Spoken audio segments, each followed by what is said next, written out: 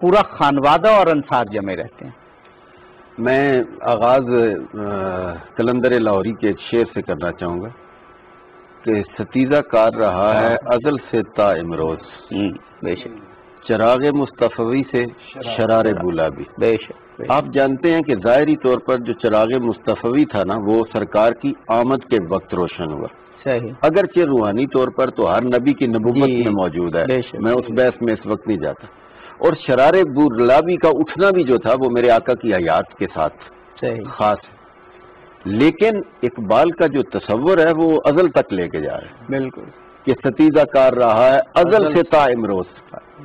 اب ایک بات بہت گہرائی کے ساتھ سمجھنے کی ہے، وہ یہ ہے کہ جب ابو البشر یا جد آدمیت حضرت آدم علیہ السلام آئے تو شیطان مجسم ان کے مقابلے میں آیا، صحیح، اسی طرح حالات کے گزرنے کے ساتھ ساتھ حضرت ابراہیم کے مقابل نمرود آیا، تو اسے آنا تھا۔ نمرود چونکہ خود خدائی کا دعوے دار تھا اور ابراہیم جو تھے وہ اپنے رب کے نمائندے تھے، اسی طرح جب چراغ مصطفی جناب موسیٰ کی صورت میں سامنے آیا تو شرار گلابی جو تھا وہ فرعون کی صورت میں سامنے آیا۔ بالکل صحیح۔ لیکن اس واقعے سے ایک چھوٹی سی بات ہم نے دیکھنی ہے، وہ یہ دیکھنی ہے کہ حضرت موسیٰ علیہ السلام ایک راستے سے گزرے اور اسی راستے سے فرعون اور فرعونیوں نے بھی گزرنا چاہا، لیکن جس راستے سے موسیٰ و موسوی یعنی آپ کی قوم باخیریت گزر گئی، اسی راستے پر پڑنے کے بعد فرعون اور فرعونی تباہ و برباد ہو گئے۔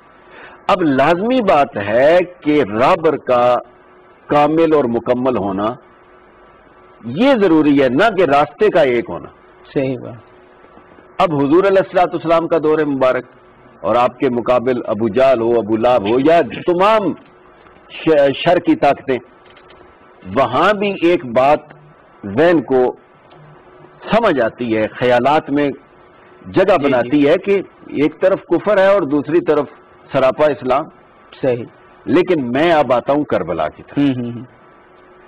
کربلا میں میں ایک جملہ کہتا ہوں، پتہ نہیں اس کی نزاکت کتنی ہے یا وہ اپنے دامن میں کیا کچھ سموئے ہوئے ہے، لیکن میں ایک جملہ ضرور کہوں گا کہ امام علی مقام امام حسین علیہ السلام والا جد ہی کی قربانی نے کم از کم یزید اور یزیدیوں کے چہرے سے قیامت کی صبح تک وہ پردہ نوچ کے اتار دیا ہے جو کسی بھی صورت میں انہوں نے اپنے چہروں پہ چڑھا رکھا تھا، چاہے وہ نماز کا تھا، چاہے وہ روزے کا تھا، چاہے وہ اذانوں کا تھا، چاہے وہ قاری حفاظ یا علماء کے ایک گروہ اور جتھے کا تھا۔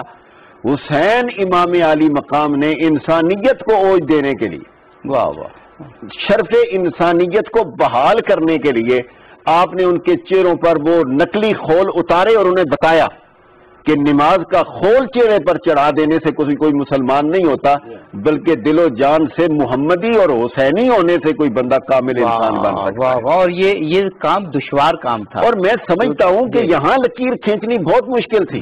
میں نے کہا حضرت آدم علیہ السلام سے وہ چراغ مصطفی اور شرار گلابی کا آمنا سامنا رہا، لیکن کربلا میں حالات بڑے گمبھیر تھے۔